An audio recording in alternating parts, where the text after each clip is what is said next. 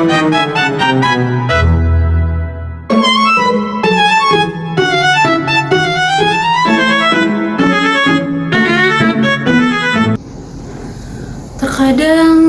ada orang yang bercandanya aneh dan bilang itu humor. Hey, itu bukan stand up comedy, tapi itu stand up warning. Kalau cuman kamu yang ketawa sendiri, mungkin itu bukan bercanda.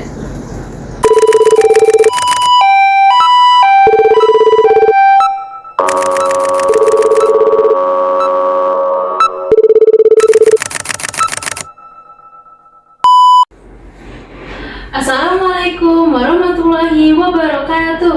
Halo semuanya, di sini dengan saya Danisa Mesarya Aurin dari Prodi Sistem Informasi Fakultas Sains dan Kesehatan. Hari ini saya mendapatkan tugas dari Ibu Dr. Nanda Hidayati, SPDI MPD, terkait edukasi pelecehan seksual dalam mata kuliah Pendidikan Warganegaraan. Pernah nggak sih kamu atau teman kamu ngalamin hal-hal yang gak nyaman?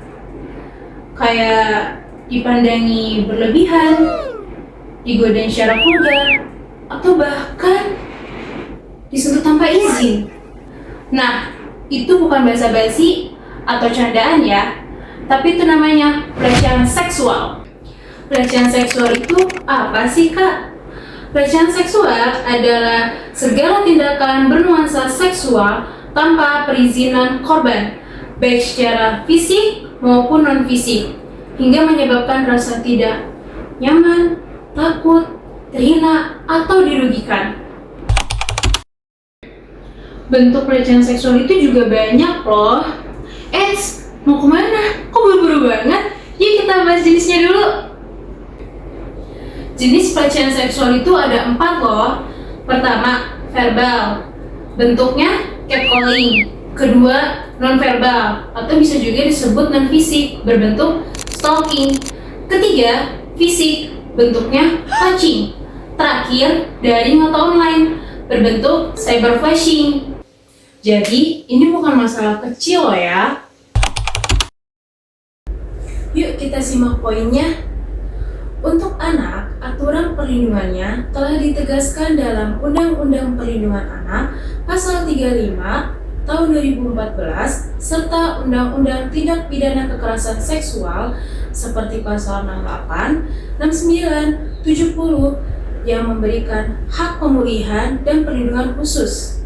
Sedangkan untuk remaja dan orang dewasa, Undang-Undang Tindak Pidana Kekerasan Seksual berlaku kepada setiap orang, dan untuk pelaku bisa dijerat berdasarkan pasal umum dalam Undang-Undang Tindak Pidana Kekerasan Seksual, misal pasal 6, pasal 23, atau pasal kesusilaan di KUHP bila unsur-unsurnya terpenuhi. Bentuk pelecehan seksual dapat meliputi: pertama, kontak fisik tidak pantas seperti menyentuh atau memegang bagian tubuh pribadi tanpa izin. Kedua, ucapan, isyarat, atau percakapan bernuansa cabul, baik secara langsung maupun melalui media digital. Ketiga, eksploitasi atau pemaksaan seksual, termasuk permintaan atau pembuatan konten bermuatan seksual. Nah, dampaknya tidak hanya bersifat fisik ya, tetapi juga psikologis dan sosial. Karena korban dapat mengalami rasa trauma, kecemasan, rasa takut berinteraksi, hingga penurunan kepercayaan diri dan prestasi belajar, terutama bagi anak dan remaja. Menghormati itu bukan pilihan, tapi kewajiban. Angka-angka tidak berbohong, tetapi mereka menuntut perubahan.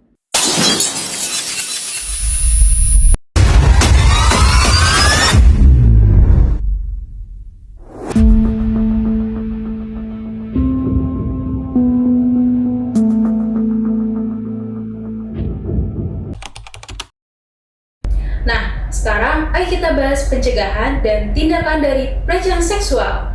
Untuk anak, pertama, ajarkan batas tubuh privat dan hak untuk berkata tidak. Kedua, terapkan sistem no, go, tell yang berarti katakan tidak dengan tegas, pergi dari situasi gak aman, lalu ceritakan ke orang dewasa atau pihak yang kamu percayai. Ketiga, jangan merahasiakan hal yang membuat tidak nyaman. Sedangkan bagi masyarakat dan orang dewasa, pertama, berani bersuara dan bantu korban melapor. Kedua, lakukan intervensi aman bila menyaksikan pelecehan. Ketiga, hormati privasi, batas tubuh, dan jangan anggap pelecehan sebagai candaan. Terakhir, laporkan kasus ke 129 Hotline Kementerian Pemberdayaan Perempuan dan Perlindungan Anak atau unit layanan terdekat. Kita semua berhak atas rasa aman tanpa rasa takut, baik di ruang publik maupun daring. Maka dari itu, mulailah dari diri sendiri dengan menghormati batas orang lain dan berani bersuara jika melihat ketidakadilan. Hormati batas tubuh dan privasi orang lain, karena tubuh seseorang bukanlah bahan lelucon. Tubuh kita, hak kita.